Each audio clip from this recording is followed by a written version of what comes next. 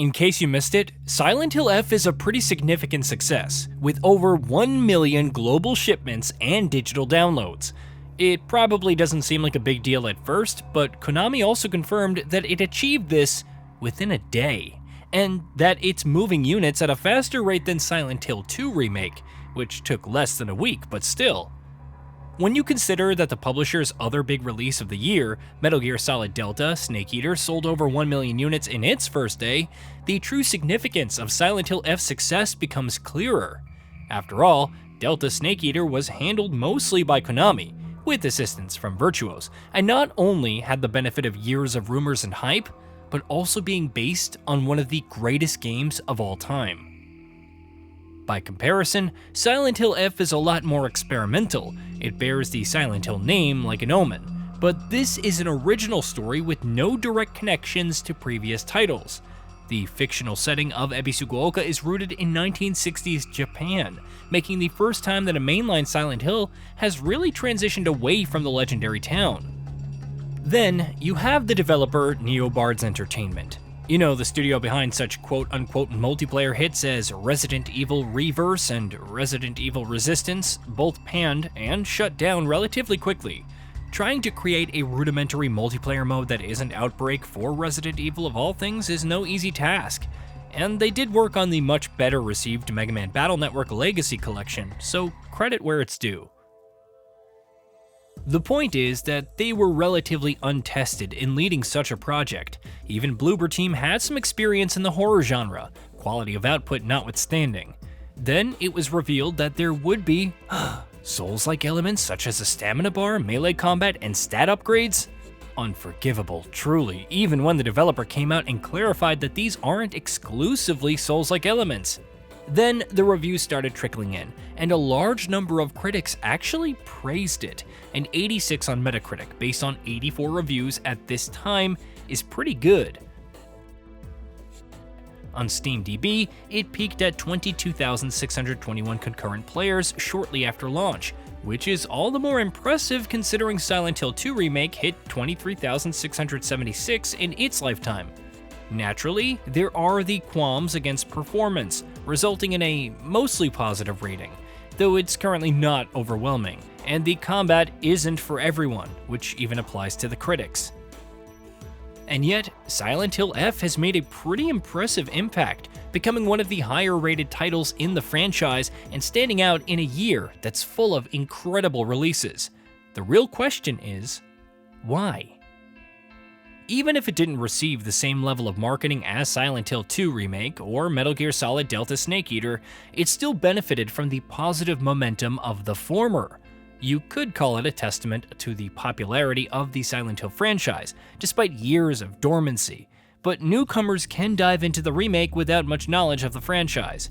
The fact that NeoBards opted for a brand new story made its title even more compelling for new players, especially those who enjoyed the remake. お友達といつまでも一緒にいたい。お姉ちゃん、どこ？お友達は永遠じゃないのよ。彼らだっていつか必ずあなたを裏切る。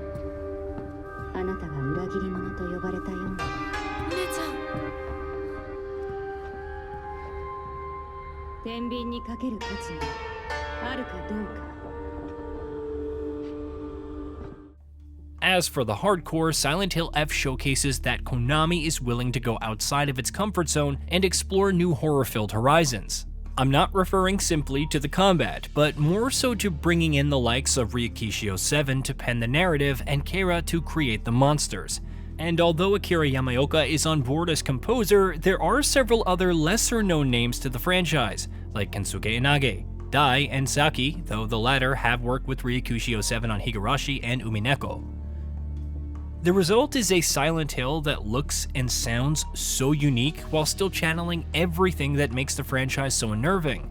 The monstrosities contained within Ebisukuoka and the Otherworld are unlike anything seen in horror in general. One of the many reasons why Keira's work is so well regarded is that it dances between grotesque, beautiful, and downright ambiguous. You can't help but admire the stellar design while trying to keep your mind from wandering into their deeper, more disturbing nuances.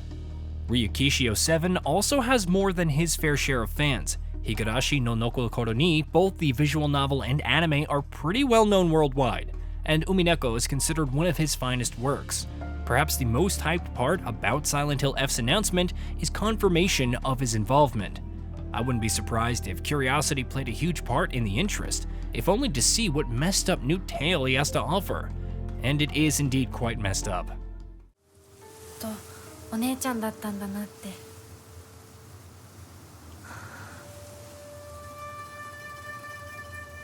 ひなこ、私ね。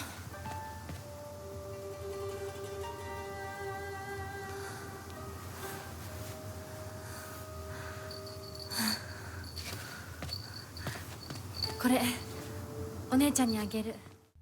I've spoken about how the overwhelming theme of powerlessness and rebellion contributes to the survival horror, especially given protagonist Hinako's situation.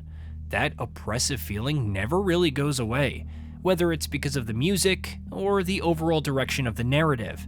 There's also a distinct fear of the unknown, and that even when we learn more about what's really going on, Ebisugoka's secrets, Fox Mask's role, and so on, it only drags us deeper into the abyss.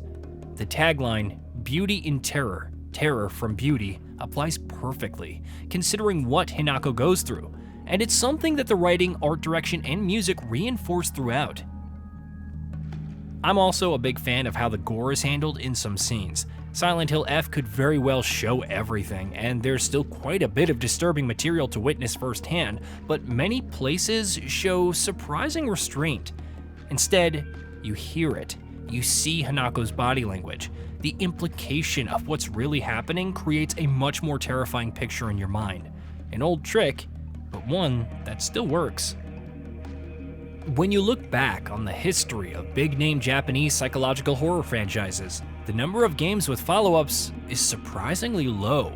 Siren remains dormant, with Sony renewing the IP every so often to celebrate its anniversary. Fatal Frame has received remasters, and we finally delve into remake territory with next year's Fatal Frame 2 Crimson Butterfly. While Resident Evil continues to see success, its latest offerings have been more action-focused, though Village packed more than a few psychological frights. It's rather telling that some of the more recent notable psychological horror games out of Japan have been Chilla's art titles, The Bathhouse and The Closing Shift, and Kotake creates Exit 8 and Platform 8. Japanese horror is a genre which has been rather hit or miss since its boom period, defined by the likes of Ringu and Ju-on. Nevertheless, the fascination with Japanese folklore and spirits, alongside the utter helplessness in the face of overwhelming supernatural elements that are never fully understood, is one that's as relevant as ever. Maybe not on the same level of popularity as the good old days, but, still. Silent Hill F feels like a throwback to the heyday of Japanese horror, of delving into that unknown, downright terrified but unable to look away, even if its gameplay is more contemporary by comparison. As much as Konami wants to experiment with the franchise in other new ways with future titles, what it and Neobards have created is something that we desperately need more of in the AAA space.